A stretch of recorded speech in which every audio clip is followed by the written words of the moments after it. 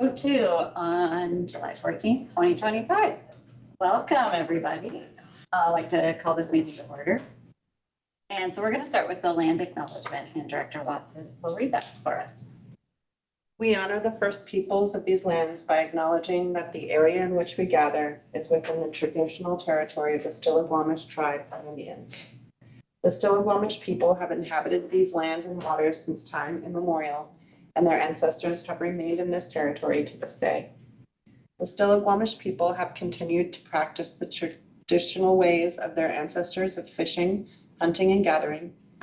The Stillaguamish tribe has had these lands and cultural traditions passed on to them by their ancestors, who believe that everything has a spirit and that they are caretakers of these lands and waters. Thank you. And next we'll have the Pledge of Allegiance. You're done. I pledge allegiance to the flag of the United States of America and to the republic for which it stands, one nation, under God, indivisible, with liberty and justice for all.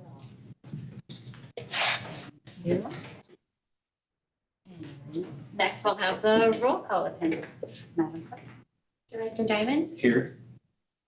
Director Kelly, Director Watts, Here. President Levesque, Vice President Knapp, Here. Superintendent Sweden. Here. Okay. And next we have the approval of the regular meeting agenda. Is there anything anybody would like to change? No, I'd like to make a motion to approve today's meeting agenda. And I will second. It's been motioned by Director Diamond and seconded by Director Watts. Director Diamond, Aye. Director Watts, Aye. Director Knapp. Aye. Okay, and then we have 3 meeting minutes, and we'll just approve them one at a time. So the first meeting minutes are from our study session and regular meeting on June 9th, 2025.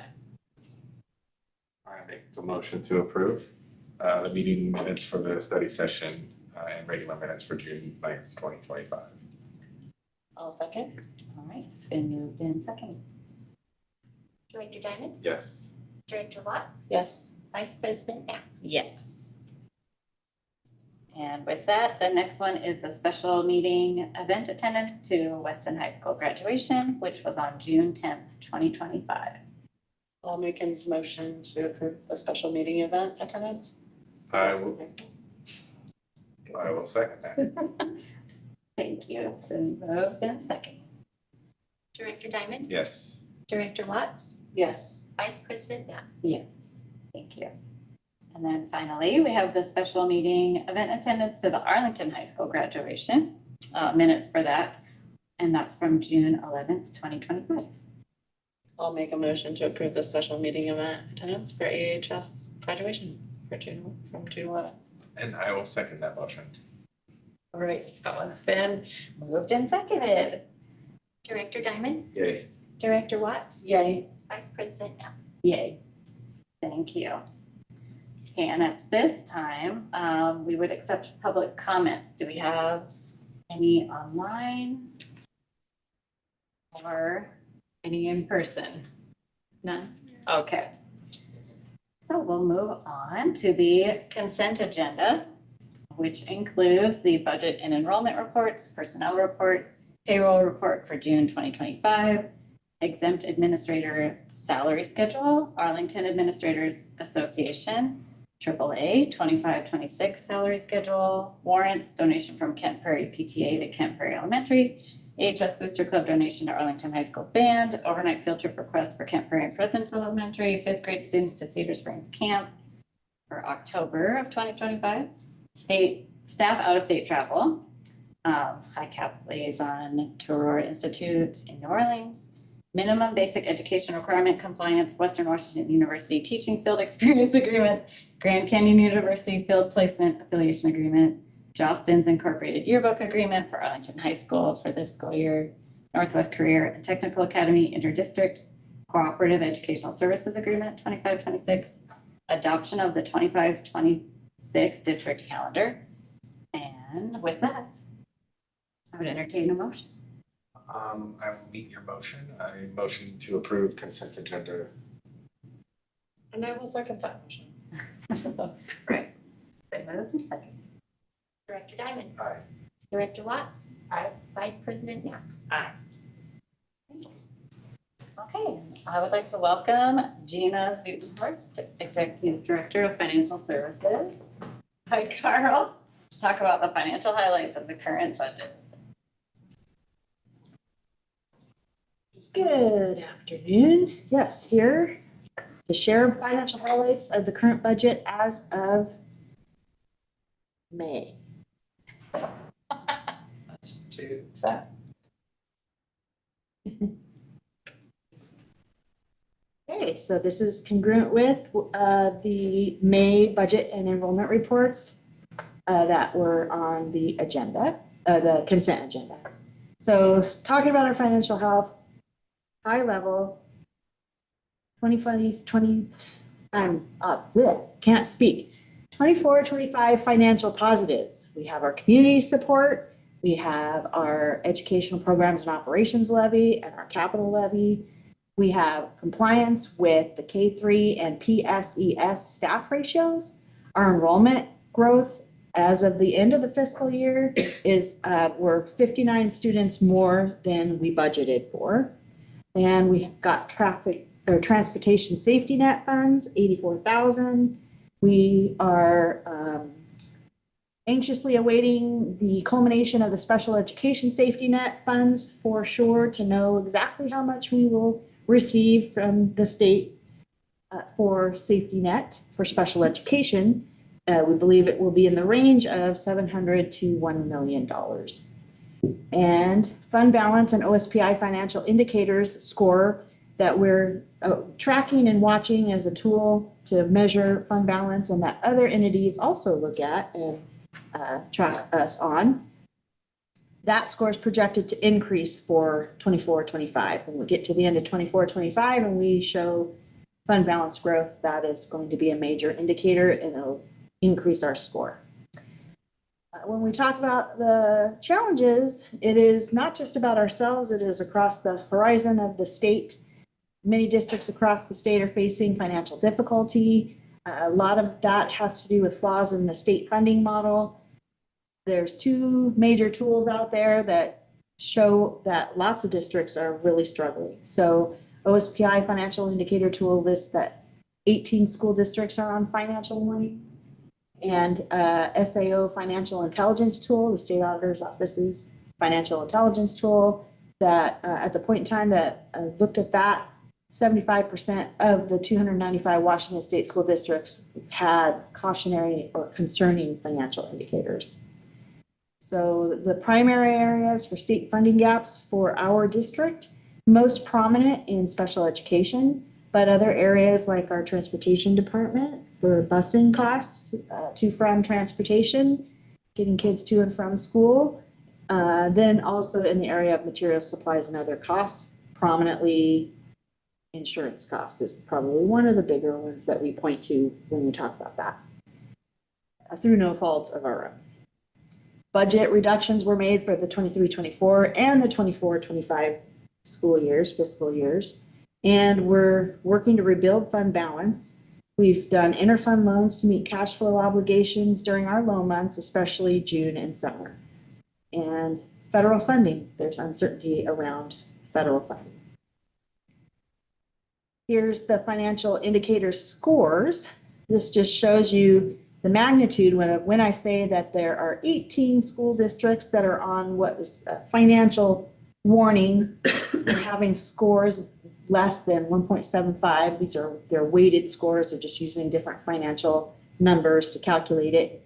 18 school districts for the 23-24 school year. But when you look back 4 or 5 years, in 2019-20, only one school district was on financial warning. And then it increased and increased and then kind of exploded. So for us in 23-24, our actual score was 1.5. And now as I go extrapolate and do the calculations on my own to calculate that OSPI score, They will do it later once our books are closed and it's all published and finalized. But when I do the calculations, I'm coming up with a 2.2 as an estimated score, which is much better. A lot of that has to do with our fund balance. And here is the picture of the fund balance chart showing from month to month to month to month how it moves around and follows a typical trend if you look at previous years that are also line items on that chart. But you can see that June is the lowest month, and we're heading into June. It will still go down low like that.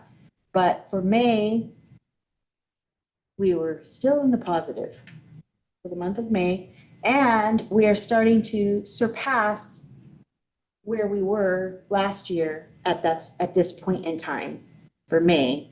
That navy blue line, or that more bolded line at the very bottom, is starting to crisscross with the other blue line, second line. So we do anticipate that by the end of the fiscal year, we should have more than 2 million in fund balance.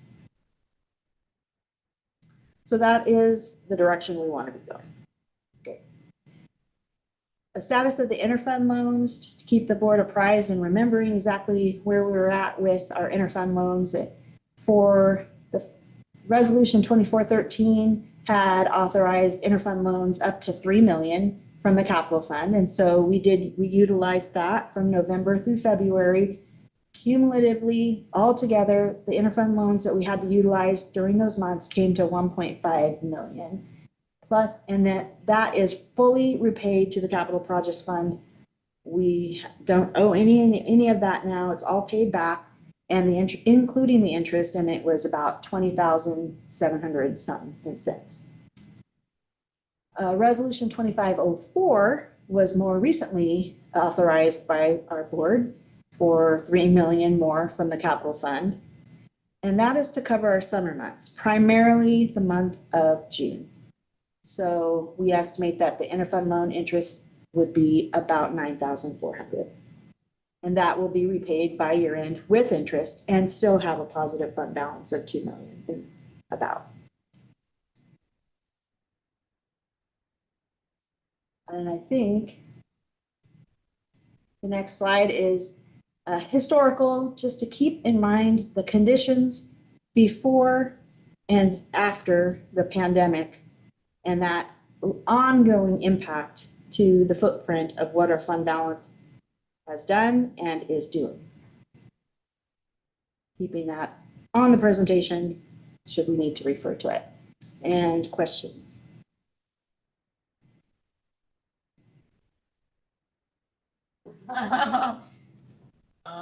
So thank you for keeping us updated.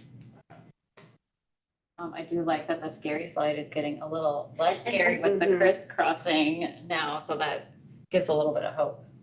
So we'll hang on to that. Yeah, eclipsing, I like that one. Thank you. So you're also going to show us the 25-26 budget draft. Yes. What we've all been waiting for as we come out of this year and are developing their budget for next year. So this is for the 25-26 year, and here's our draft. The draft is a huge document, 170 pages of data. And so what I'm sharing here is a summary of the most critical points. The actual document is attached in board docs in the system. It's also posted, giving notice to the public. That's a requirement by law that we put that front and center on our website, and it's there. And so now I'll go into here. Always starting with our primary mission of the district and aligning with strategic plan goal 3, resource stewardship. I always want to have the numbers not just be numbers. It is connected to the people, to the students, to the heart of our learning community and organization. This just reiterates some of the particulars around strategic plan goal 3. And as we dive into the numbers, remembering the values that guide budget decisions and that this is in board policy as well. And there are a number of priorities here. There's a lot to consider, and still keeping highlighted that we do have a target and a goal around minimum fund balance, but it also allows for flexibility during times of when it's needed, but especially in times of emergency. And then talking about the required budget format, the F-195. This is OSPI's required format, the state format, and they have software that we load our data up into, and it's called the F-195. It's a really interesting name and means a lot. But it includes 5 major funds: general fund, capital projects fund, debt service fund, ASB, and the transportation vehicle fund. And we'll talk a little bit about each of those, but primarily we'll be talking about the general fund, the operating fund, because that is where all the day-to-day major operations of the district go through that fund. This describes what each of those funds is, and I'll talk more about those when we get to them. So general fund, here is an overall summary. It's comparing budget to budget, not actual. It's comparing 24-25, the last time we adopted our budget back in August of 2024. Those are the budgeted numbers, and then compares to what we're drafting up as our newest amounts for 25-26 for next year. And as you can see, the beginning fund balance, we estimate will be coming in at around 2.4 million. And that with those revenues and expenditures, we're estimating that our ending fund balance for next year, at the end of next year, would be just over 3 million. The good thing is that that means that our budget is balanced and that we're spending within our revenues.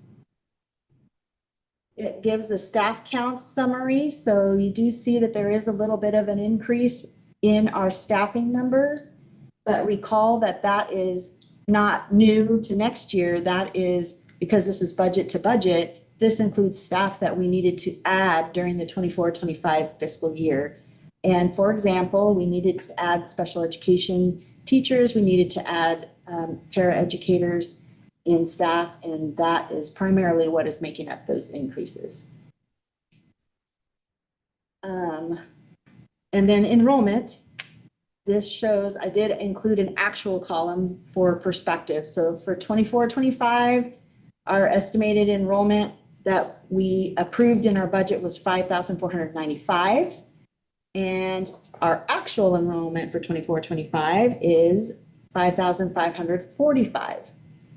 So going into next year, rolling up our numbers, and this is the number that was approved by the board during the January meeting where we analyzed and looked at enrollment, we have pretty much flat. Yes, 2 students less, according to that. 2 students less than we have now, but it's still an increase over prior years' budgeted enrollment. And the key points: estimated beginning fund balance, 2.4 million, ending fund balance, 3 million. Spending will need to remain very constrained. Interfund loans may still be necessary for next year. It's cash flow in the low months, primarily June.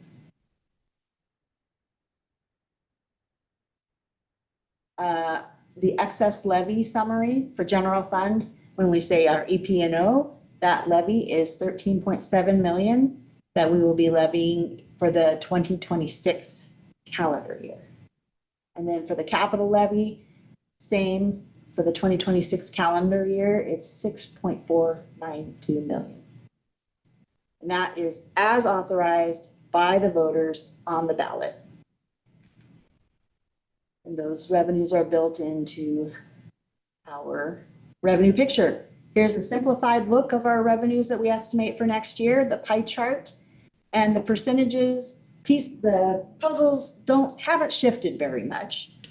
Primarily state general and state special fund dollars. 80% of our fund, they fund 80% of our district programs. So again, the state is the primary funder of the education in our district. Local taxes support 13%. Local non-tax and other funds is 3%. So that'd be like interest and fees and tuition and donations. And then federal dollars fund about 4% of our operations. And here's that pie chart, but in numbers. So you can see from budget to budget, the increases are in state funds for the most part, and our local taxes, because our levy does increase this year over the prior years. And also to note that we still include 5 million in the revenue side, but also on the expenditure side. So it is a wash of capacity so that we can properly record the GASB lease entries, leasing entries that are required, and for subscription-based information technology agreements as well. SPITA is the acronym for that. And that's the same number we've been including. And here we'll talk about the expenditures. Again, here's the pie chart, and these, the shapes within this pie chart are not moving very much either. Basic education makes up 52% of the budget. Support services makes up 18% of the budget. Special education makes up 19% of the budget. And then a number of other miscellaneous programs make up the rest, or 11%. So community services, that's like our BPAC operations, career and technical CTE programs are in there as well. And here is the pie chart in numbers. And it's not a surprise that most of the increases are in regular instruction and in special education. Primarily, though, this represents salary increases and growth in staffing to align with enrollment needs and special education needs. And here's another way of looking at the expenditures. Same numbers at the bottom line in the green, but broken out in a different way. So this is, the other was by program, and this one is by a more simplified look. It's by object of expenditure. So salaries, certificated salaries, classified salaries, and employee benefits, and then supplies and materials, purchase services, travel, and capital outlay. And you can see that the 5 million that we put in for the lease and SPITA, the GASB entries, is down there in the capital outlay, 5 million. And again, this is representing salary increases and cost escalation to various of the materials and supplies and contractual services that we have, and also increases in staff. Here is a multi-year working forecast. We're still working on this, and we're still working on the out years especially. So the proposed budget has us for 25-26 ending with around $3 million. But the first blush run of the numbers for 26-27 isn't that column is in gray. So I need to go back and look at the assumptions that we're using and fine tune that some more. At this time, though, it's making it look as if we go backwards in our fund balance.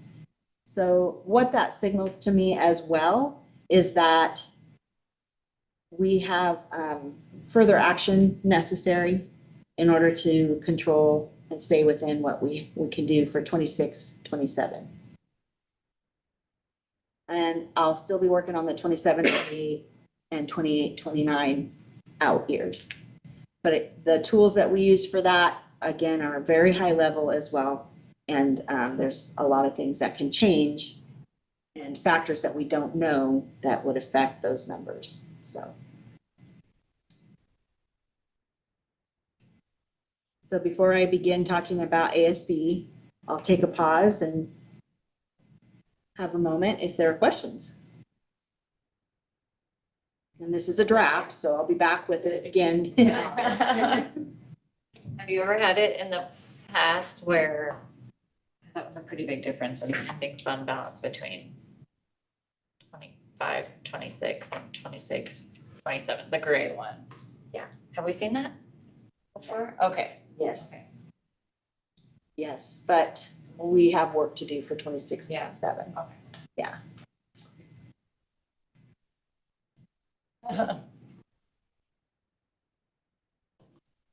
Else? Okay. ASB, Associated Student Body Fund.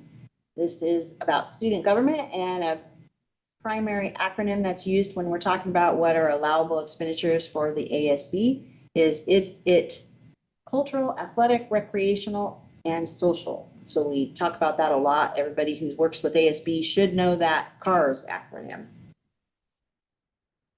And as a context for our district, our ASB budget is, it's an over $1 million business with the activities that go along with there. So it's primarily supported by student activities and athletics, or to support that. And the revenues are primarily from student body fees and gate fees, fundraising, and donations. And again, an important premise for that is student government. They approve all expenditures that go out of there, and they're involved in their budget creation. The debt service fund. The primary purpose of this is to service any outstanding debt that the district has. And what is left of our outstanding debt is around funding for the buses. We had a non-voted bond issue back in 2017-18 in order to fund some purchase of buses. And those buses were purchased, and now as the revenue comes into the fund, we use that revenue to pay back principal and interest on that debt. But we also have funds in there. Actually, I'll talk about that when we get to the transportation vehicle fund, but that's what the debt service fund is for, to service any outstanding debt, and that's all the debt we have left in there. Capital projects, this is for administering the long-term school construction and repair needs, and resources that are in there can't be spent on regular school operations. So, and if we don't have a bond or property sale or a levy, then we don't have money in there. The state doesn't provide funding for that. They do provide a state match as a funding source. If you meet certain qualifications, but it's not a ready every year reliable source of revenue for schools to be able to do this kind of work. So the budget for 25-26 is before you there, and the main source of revenue is from our capital levy taxes. Primary projects for 25-26 will include the Arlington High School roof, gutters and fiber, and Stillaguamish Valley Learning Center SVLC building upgrades, President's Elementary roof and building upgrades happening now, post-middle school campus traffic safety. Those are the primary things. And with construction and capital projects, a lot of these span across multiple years. So we'll be paying for part of the President's roof this year, and then the rest of it will be next year.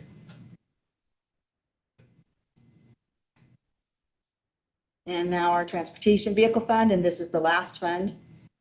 And we budget capacity to basically spend the funds that we have in there to replace buses that are ready to be retired, and we replace them with new. And we receive funds from the state that's the primary funding that is in there, plus interest, that helps us replace buses. So each year we are mostly budgeting to the capacity to allow us to replace and spend the money. But in reality, we really typically are not going to buy that many buses in 1 year. It takes a lot to bring them on and put them into service. And So we're aligning, we'll probably be getting, I can't remember, 2 or 3 buses next year.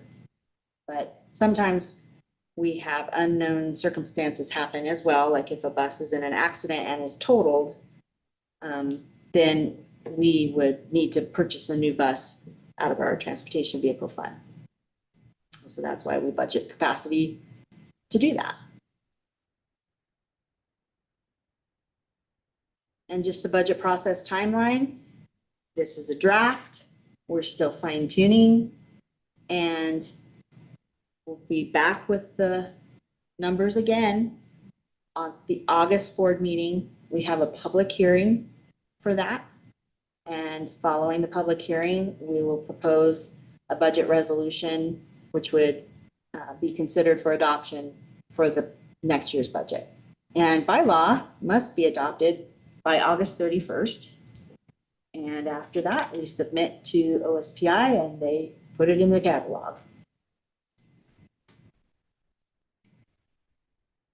Are there any questions?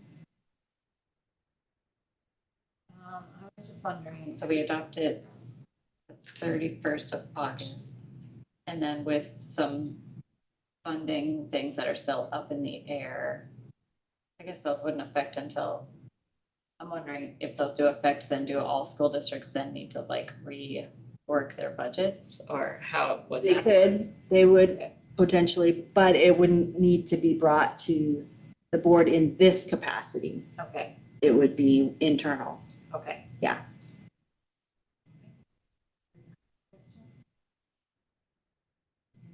Okay. I mean, it would be brought to you, but not. Right, not like Not this. a budget amendment or Okay, like a formal extension of any kind. yeah. Okay, and OSPI would have to redo for all of them. Okay. Okay. Thank you. Thanks, Gina. I'm still on. Oh, you're next for, yes, the student fee schedule too. Thank you.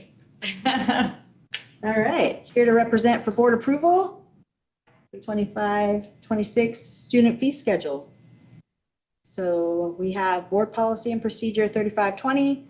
It provides the circumstances and guidelines for charging fees. And it requires that the schedule of rates and fees be brought to the board for approval each year. And aside from fundraiser type items, fees are mostly for supplementary optional type items. They're not extended to exceed costs really. Where fines are involved, they're intended to cover replacement of lost or damaged property or materials. And we compile this schedule after requesting input from the principals and departments for any changes to the schedule. The only changes from the previous schedule are for meal prices for this year, for this coming year. So the Child Nutrition Services Department recommends an increase of 25 cents for paid full price student meals and 25 cents for adult meals, which would go into effect for the 25-26 school year. And these prices are not based on just a whim. They are prices based on the Child Nutrition Services Department's cost analysis and the Office of Superintendent of Public Instruction federal program analysis guidelines that the department must follow. So that's what dictates when they make an increase. So that's it. Did we, I feel like we raised it last year also by about, Yes, we did. 25 cents. I heard about also funding being held for nutrition. So I was wondering if that was why, or if this is just a natural progression of inflation. I think it's a natural progression of inflation and that the way they look at the federal and state and local funding components of it, that so that the federal component is not subsidizing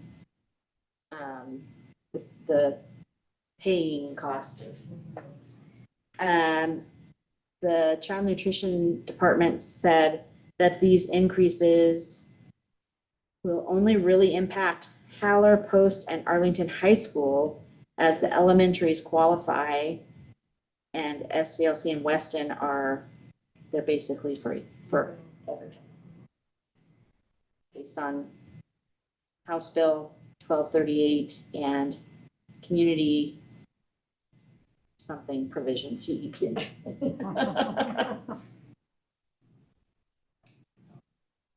So this is action item.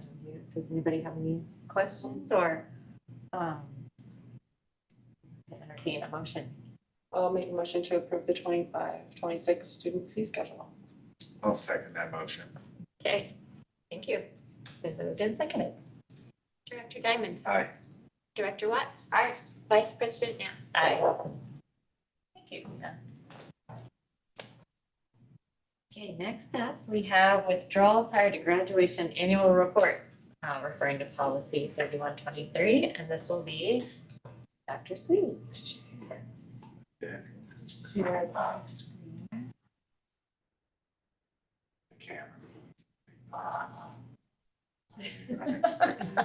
I heard the noise. So this is an annual report that's connected to policy 3123. And normally Director Carrie Helgeson would be giving this report, but she's unavailable tonight, so I'm doing this for her. And actually, I think that I've done it the last couple of years because it's through the superintendent anyway. But this is, the policy really talks about, looking at those students that withdraw before graduation. So where do they go? Why do they leave? And so we have schools and as a district monitoring that. And sometimes it's easy and sometimes it's hard because if they don't describe to us where they've gone, even after we attempt to find out, sometimes it's hard. So it's to avoid or to help so that kids don't drop out. They just don't go away and then we can't support them in whatever the need is. And we've got programs that are designed to help students that need to have a schedule that maybe even accommodates a full-time job. So we have programs like the Open Doors program. So the district, we document the reasons, if we know them, of why they've withdrawn before graduation. And the reasons that we use for this last school year, 24-25, are moving, they move away, or they transfer, or they didn't attend for 20 days, 20 plus days. Then even on that, we give them time because we want to keep track of those and try to bring them back. But if they are 20 plus days absent, we can't count them for that moment, but we keep working on getting them to come back. Or they've decided to participate in a GED program, or they've aged out of the program. So those are the different reasons. So this year, we didn't have reason codes for 11 students ages 17 to 21. Who withdrew before they graduated. Last year, in comparison, we had 8. And part of that is, you think, well, why didn't it keep track? Just sometimes it's just the way it is. Sometimes there's lack of communication. We don't know where to contact them. We, do our best there. A total of 73 students in 12th grade withdrew prior to graduation. So there was 33 of those from Arlington High School, 4 from Weston, and 36 from Open Doors. And Open Doors is the students 16 to 21 who are ready to qualify for Open Doors are credit deficient significantly. So trying to provide them opportunities, just sometimes life happens and it's hard, but they have an opportunity where they can have no seat time, according to the law that governs the Open Doors. Last year, we had 27 students withdraw before graduation. So part of this too is that we're looking at the data pretty carefully. So we have students that, my understanding is that we didn't necessarily count in the past as withdrawing. So this year we made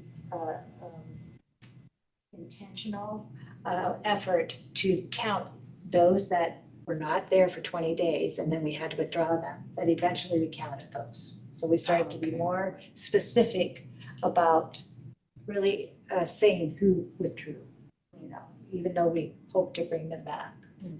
How were they measured before if they missed? I don't know, I just 20 think that days, I'm not sure how Carrie would describe it, but I just think that it wasn't always reported. They were constantly trying to get them to come and get them to come and get them to come, but they didn't report it.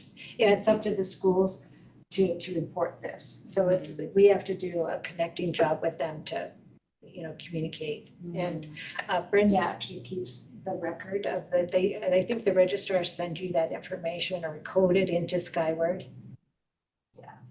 Just download the data. And I think a large part of it was the students from Open Doors were out of compliance, a lot of those numbers. And for whatever reason in previous years, those out of compliance numbers were not included in the Okay. total count. So this year we included them. Yeah, and being out of compliance, they're required, even though there's no seat time, but they're required to connect with even if it's on Zoom, they're required to show that they're making progress. So here's a chart just showing that, so you can see for Arlington High School, for the grades 17 through 21, you could see where it lands. And if you notice here for Arlington High School, the biggest spot Yeah. is transfers and The 17-year-olds. Yeah. Yeah, or don't know why, but they're just, sometimes there's different programs that they can go into, but then they don't let us know. So that doesn't mean that 19 actually did withdraw, we just don't know, here this is the reason they moved, or they transferred to a program. So let's look at 17, there were 0 students without unknown, at 17, but at 18, there were 2 that we didn't know. And at 19, there was 1. So the majority of the people that we know the reason it's they transferred and they moved. And then for Weston, you can see the numbers here. It's smaller numbers, but there's that. And then Open Doors, you can see that with the unknown, when it comes to when they're 18, 19, and then and older, that grows. Non-attendance is the highest or out of compliance. So normally in the past, that might not have been reported. How do we have someone at age 20, age out at age 21? When they aged out because during that, They turn 21. yeah. Okay. But we give it, there is a certain period of time that they can go, like, let's say they turn 21 in May. I don't think we say, okay, you're done. There's a certain amount of time. Wasn't there recent legislation that changed that to where they could stay the rest of the school year? No, yeah, Is it 22 now? I or think is it's that just for 22 special now. education? Okay. yeah, we're gonna, so this might look different next year, 22, different numbers. Yeah. Question. Okay, so that was the report. Any questions? No. This is such a big difference between the 2 years, Mhm. 46 student difference, that's a little frightening. Compliance though. Compliance. Yeah. We'll see if it looks like that next year too. Yeah, well, it'll be more eggs compared to eggs, or Apples to apples and apples, apples, yeah. oranges to oranges. Eggs to eggs. Well, there are different kinds of Potatoes eggs to out there, potatoes. and they're all expensive. Okay, thank you. And then next we'll be talking about the annual review of geographic attendance areas. We'll see how I do this. This is Brian, this is report, and we've done this every year, and it's,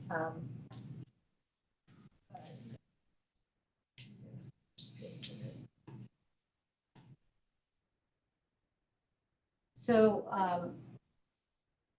let's do it here. It looks fine up there, but online that's kind of up there. There we go.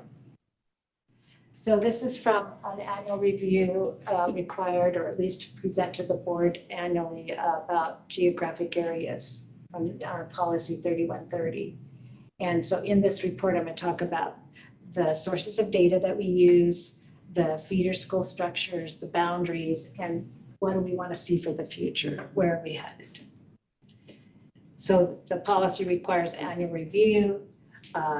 It talks about and we're talking about attendance areas, so the school attendance areas, and then the feeder schools into the next level. And the attendance areas, the areas just designate what school the student would go to, except for Weston. It's a school of choice. It doesn't have a designated residential area. And to go outside of that area that you're designated to, you would do a transfer request. Unless it was for a specific program, like a special education program. Policy 3130, requirements, there's factors that are considered in the development of attendance area boundaries and student transfers. And the main thing is we want to minimize disruptions of learning. And we also want to minimize where there's disruptions to the neighborhood groupings of students, try to be mindful of that. So we wouldn't want to put, as best we could, a dividing line. This side goes to a different school and this goes to another, Right. But I can't say that might not happen in the future, but that's the goal, to avoid that. Keep siblings in the same elementary, middle school, and adjust the class loads to available space. So those are some considerations that are outlined in policy 3130. We have hired Flow Analytics to do reports for us. So they just did a study and a report in 2022 that helped us to kind of look for the future, what we could anticipate. You'll see later in this, when I let you know that we want to be able to do a demographic study a little bit sooner than we decided in the facilities plan, so I'll show that to you. The feeder structure of our district is that 2 elementary schools feed into each of the middle schools. So for Post, Camp Prairie and Eagle Creek feed into Post Middle School, and for Howler, it's Residence and Pioneer feed into Howler. And then of course, all the middle schools feed into Arlington High School or Western. And then the next things are just some pictures of the boundaries. This is the entire district where you can see the different feeder groups. The high school is green, and the blue, this blue area is the middle schools, and then the yellow is Eagle Creek. The orangish, pinkish orange salmon color is Camp Prairie, and the green area is Pioneer, and President's is purple or lavender. And then individually, let's see, this is, Eagle Creek. And we have Camp Prairie. We have Pioneer. Just, you can see how the maps are not, they're trying to keep, so we can see the design of these and how awkward they are. It's because we're trying to keep, housing clusters together. This is President's. And so what Brian's put on this is that this is right from page 212 from the master's facility plan, and it's about growth projects. The first one talks about that we would need to add 2 modular buildings to Eagle Creek in the summer of 23. We've done that. So that's been completed. So we have that there. So this was done in 2022, and then he pulled this out to say we did accomplish that task. And the second one, the master facilities plan said to relook at the demographic study in 2026, but we are stating that we want to accelerate that to this fall because we with different growth things that are happening, we need to do that. There's a new housing project being in permit process right now that is east side development, something like that. It's potentially a total of 1,300 homes, but it's going to be done in phases. The first phase is about 800. It's in the permitting process. It'll take several years, maybe 7 to 8 years. But that's why we want to have the developer will look at that plan and put that into the demographic study. So we want to accelerate that to this year. And then finally, he's just the idea that growth projections, they were updated and that there was a shortfall at Pioneer, and we are going to need, they were updated, but we need to update in 2026, maybe the boundary study instead of, we've been talking about it to adjust for the elementaries. Even without the new development opening up, Camp Prairie and Pioneer are, they're full. And so, and Pioneer is more challenging because it's very hard to put portables on that site. Right. And so he's saying that we want to revisit after the completion of the demographic study in 2025. In 2026, we would pull together a boundary study committee, have community members and be involved and look at, which is a really hard topic, where can you readjust the boundaries? So that's what he recommends. Questions? Is I did have a question from someone asking about impact fees, so I don't know if you can speak to that, but I know that Brian Lewis has talked about that before. Is there any hope of those increasing, do we know, or with these new developments, or? Well, I don't know about the increasing part, because it's pretty regulated from the Yeah. county. Right. But we would always pursue the best we could. But I do know that we are wanting to be part of the conversation or at the table with the new development and talking to them. And it is stated, and we did a response to them, and they're in the master plan, and it talks about, in the very beginning, it talks about the impact fees, or would they consider, in exchange for the impact fees, having a plot of, 10 acres or so for an elementary school. Because eventually there's going to be, when that's built out, it'd be about 700, 800 students. Yeah. In that. So It's we're. another elementary school. Yeah, so we're hoping to be at the table with at least conversation about, impact fees, they're very low right now. Mhm. And so, but over time, either we talk about that or some other options Okay. to help. Any other questions? I attempt to answer. No. Pretty straightforward. Okay. Thank you. Okay, so next up, we have the Technology Advisory Committee Annual Report with.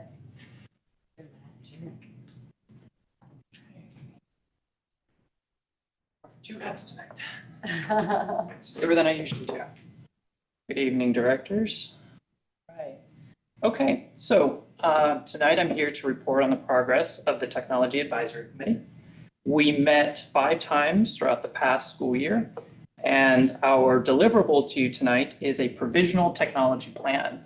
So I'm going to give a little bit of background information on the technology plan, what it is, why we need one, and then talk a little bit more about what I have before you tonight. So a district technology plan is generally, it's a strategic plan that helps guide what we want to do with technology. So it is by no means a governing document. It does not mandate or explicitly require any kind of spending or resource allocation. It is a kind of a working document. It's a living document that can be adjusted as we go through.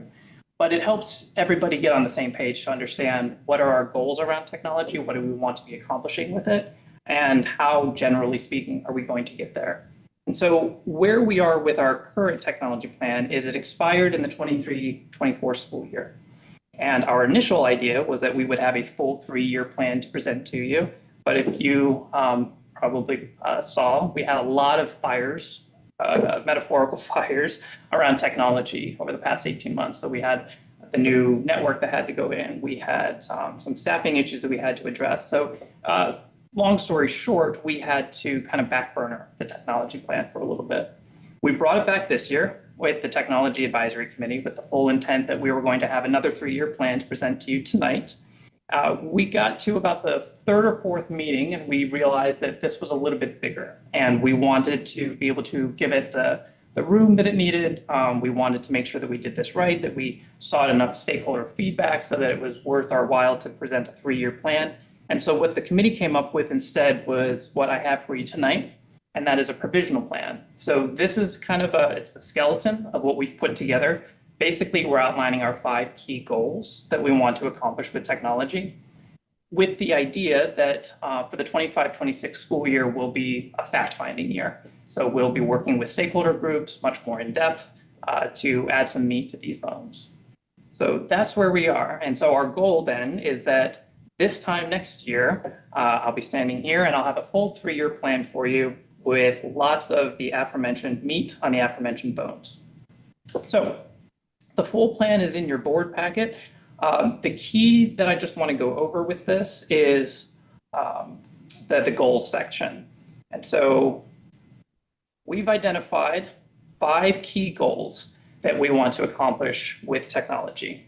And they are in order of our priority because they were assembled as we were working through our list that we whittled down from originally 7 goals. So our first is to enhance professional learning. This is around all of our staff utilization of technology. This is very much a staff-centric goal. And that is to help us, so all of these are APS will statements. And so this overarching goal is APS will provide comprehensive and ongoing training for staff to maximize the effective use of technology in teaching, learning, and administration. And then what we have under here are some progress indicators. How are we going to be measuring our progress toward this goal? What's going to indicate that we are moving toward accomplishing that? And so these key progress indicators, professional learning offerings are accessible, differentiated, and aligned to staff needs. Staff participation rates in professional learning offerings increase yearly, and staff feel empowered to innovate and take risks with technology. And so over the course of the next school year, we're going to be working to gather information from our staff across the district to help inform these, how we go about accomplishing this goal. At any time, stop and interrupt me and ask any questions. I'm happy to take a deeper dive in any one goal that you'd like to. One question. What would be an example of taking a risk with technology? AI is a great one that comes to mind. So really what we want is we want staff to feel that technology is a positive experience, something that they can find something exciting. Maybe they go to a conference and they come back and they're like, I found out about this great new technology that we want to do in our classroom.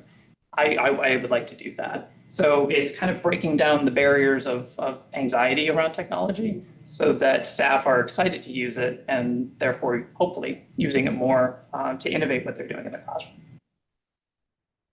Yeah, of course.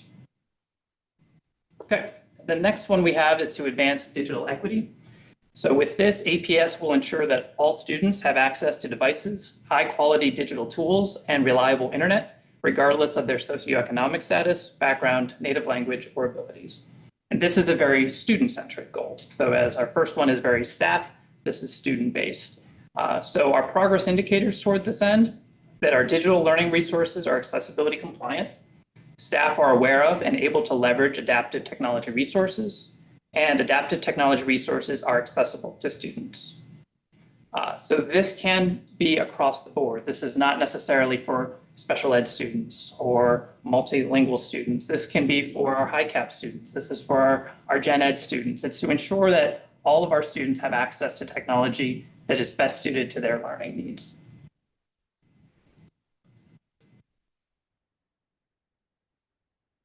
Third is to evaluate learning technology programs. So APS will conduct ongoing assessments of its technology programs to ensure alignment with educational objectives and identify areas for improvement. So as part of this, students and staff are satisfied with the district's one-to-one programs. Digital learning services are effectively utilized and aligned to curricula, and a digital citizenship curriculum is implemented district-wide. And so learning technology programs is a little bit of a broad umbrella when we're talking about technology, but we're kind of homing in on very specific. The one-to-one program is of particular interest to us. How is it being leveraged? Is it still meeting the needs that it was originally designed to meet? Is it still within our financial responsibility to continue maintaining it at its current level, or can we make adjustments that are better suited to our ongoing financial situation? And then we also would like to take a look at our digital citizenship and what we're doing as far as educating our students on what is safe and appropriate utilization of technology.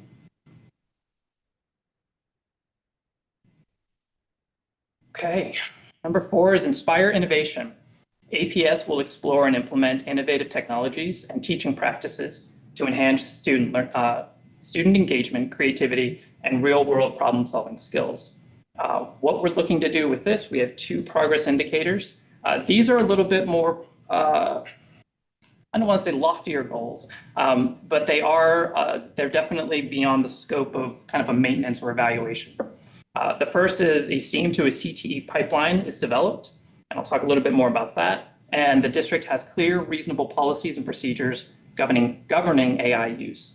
And so I think the second is a little bit self-explanatory. As we're seeing the emergence of AI, we have a lot of more questions than we have answers. So this seeks to help us develop what we will determine are reasonable policies and procedures around AI so that everybody is able to utilize it effectively in their classrooms.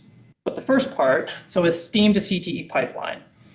We see a lot of excitement and engagement in the CTE programs at the high school and the middle schools, and they're wonderful, great programs. And we have some STEAM programs that are happening in the elementary buildings, but there's just a little bit of not as much of a cohesion around them.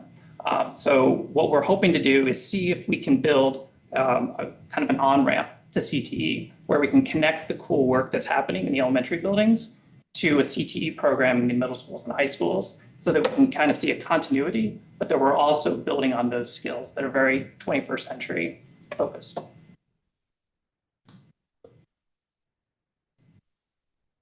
And then the last, promote a balanced mindset.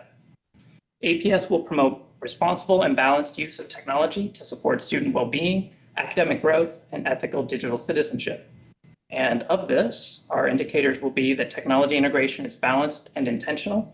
Students are aware of their responsibilities with technology in school, and families participate in teaching and enforcing appropriate technology use. So as we see the proliferation of technology, both in and outside the classroom, I think it's of utmost importance that we're helping everybody understand what is a balanced approach to that use, so that when it is used, it's used meaningfully and not abused. Those are our 5 overarching goals. And so it feels very ambitious, especially just over a short 3-year period. And so what we've done intentionally with this plan is we've left this to be very skeletal and very temporary.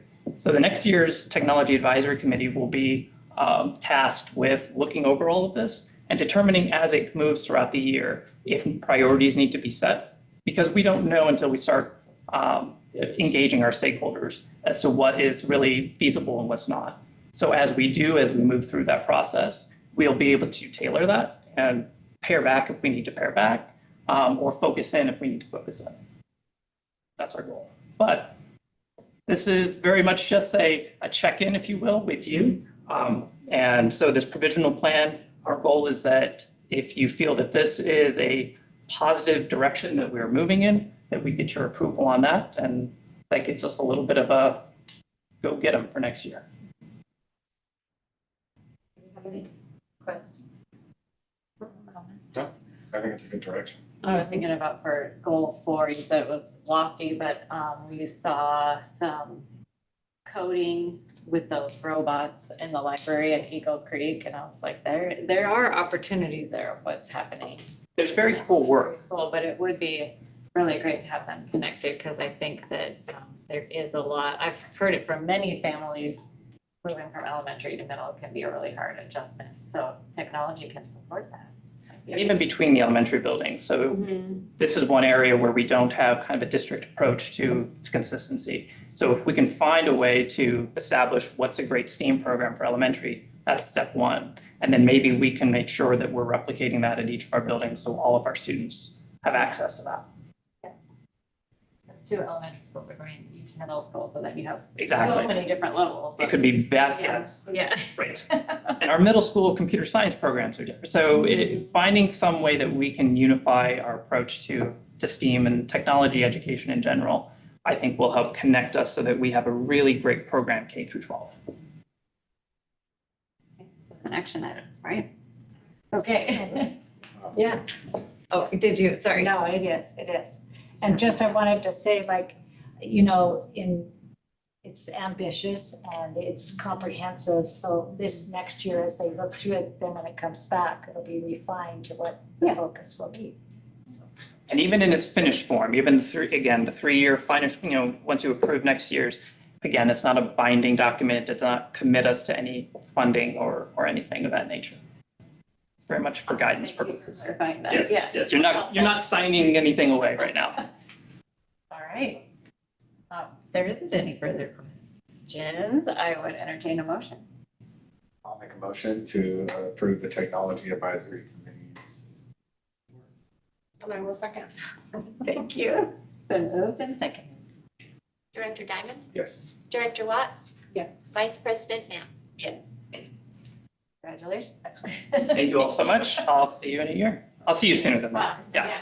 oh yeah, you're gonna stay right there.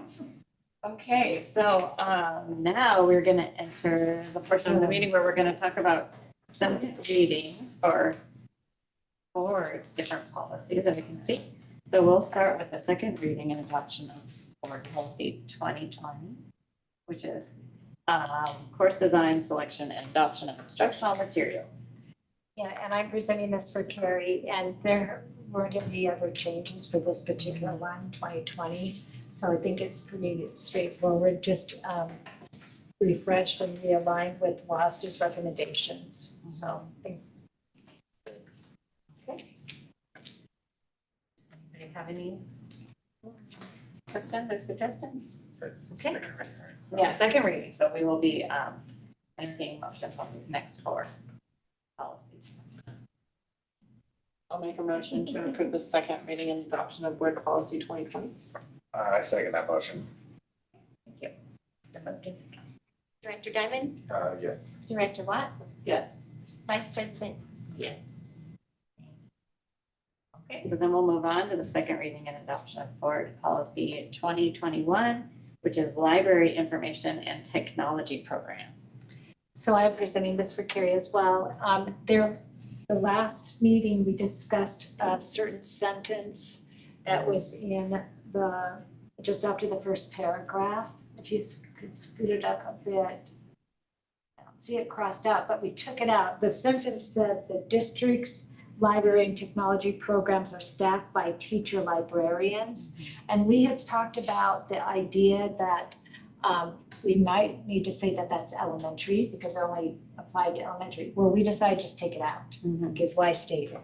Is it up there? Yeah, it It's is. crossed out, and It's then just now like it says library staff. Well, and that's that's changed. And then everywhere else, we just say library staff. So it makes it clear. Yep. Yeah, that's all that we changed just to align with what the board had discussed in the last board meeting. And if there's no other changes, need a motion. I will make a motion to approve the second reading and adoption of board policy 2021, library information and technology programs. And I will second. Okay, been moved and seconded. Director Diamond. Aye. Director Watts. Aye. Vice President Knapp. Aye. Thank you.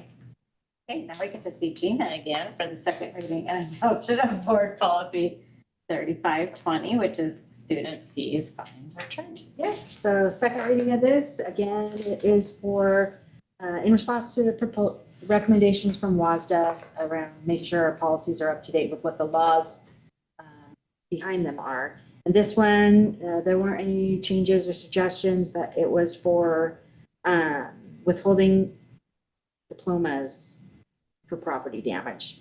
And it limits, the legislation limits school districts' authority to withhold a student's high school diplomas because the student lost or willfully damaged district property.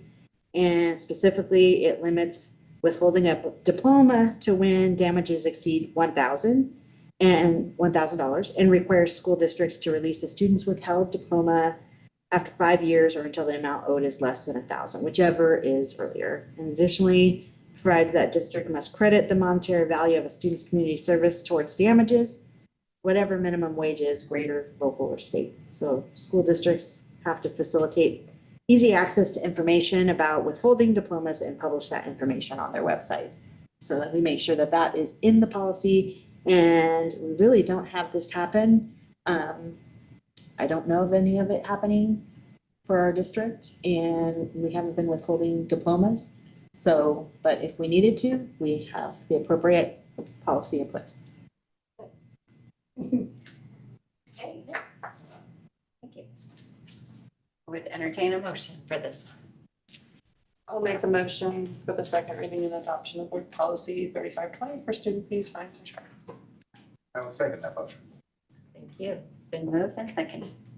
Director Diamond, Yes. Director Watts? Yes. Vice President Knapp? Yes.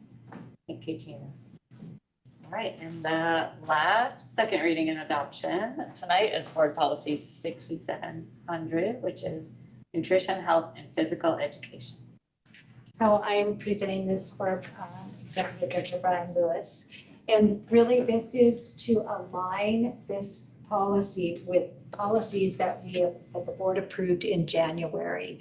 So what's happened is WASDA separated out, the nutrition is on its own now, health and the wellness, the student wellness is on its own, and then PE. So if you notice, there's a lot of cross-outs in this, and that's because it all moved to its own policies, wellness policy and a health and physical education policy. So this is just to get this cleaned up and get it aligned with what WASDA had recommended already. And we've already done the approvals of the others, now we need to finalize it, so. Okay, thank you. If there's no questions or further adjustments, we would accept a motion. I will make a motion for the second reading and adoption of board policy 6700, nutritional health and physical education. No, I'll second that motion. It's been moved and seconded. Director Diamond, Yes. Director Watts? Yes. Vice President Knapp? Yes. Okay, thanks, everyone. So next we'll move on to informational items, and first up is the superintendent's report. Dr. Speak.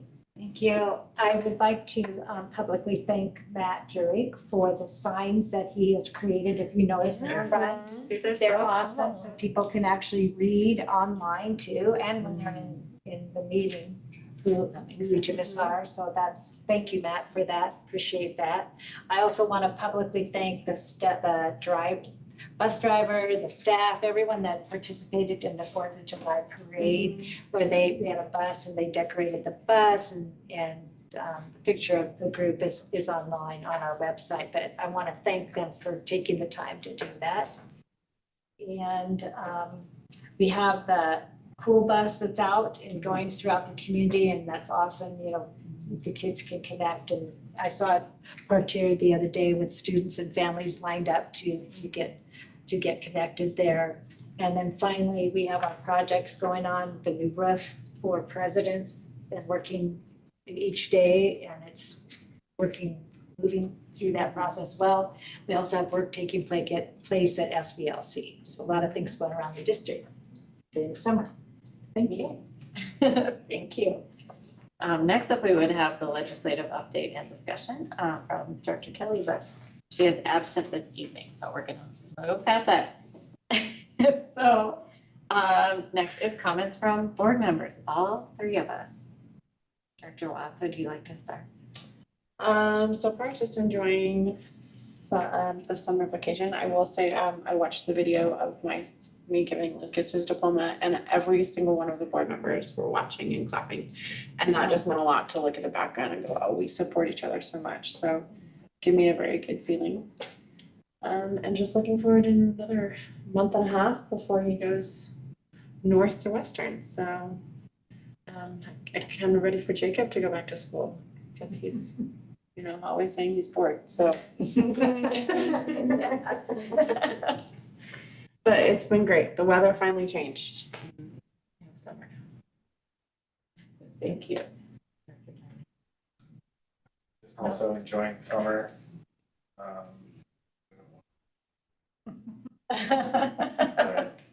So, yeah. I will be at the next board meeting. Right. For summer. Thank you for reminding us of Yeah. that. Yeah. We are also enjoying summer at my house. We do like the cool bus, so my kids have yet to visit it yet. And then 4th of July, they love the pancake breakfast. That's the highlight of the day. But other than that, looking forward to like our all-day board meeting, and we're doing a little bit of talking about that at the study session, so that'll be awesome. Is there anything else that you wanted to add? No? Okay, just wanted to check before I Thank you. talk about the next meeting, which is our regular board meeting. Monday, August 11th at 6 p.m. here in the boardroom. And so with that, we would accept a motion to adjourn. I'll make a motion to adjourn. I'll second it. Then moved and second is. Director Diamond, Aye. Director Watts. Aye. Vice President Knapp. Aye. Thank you. Meeting adjourned. So. Right.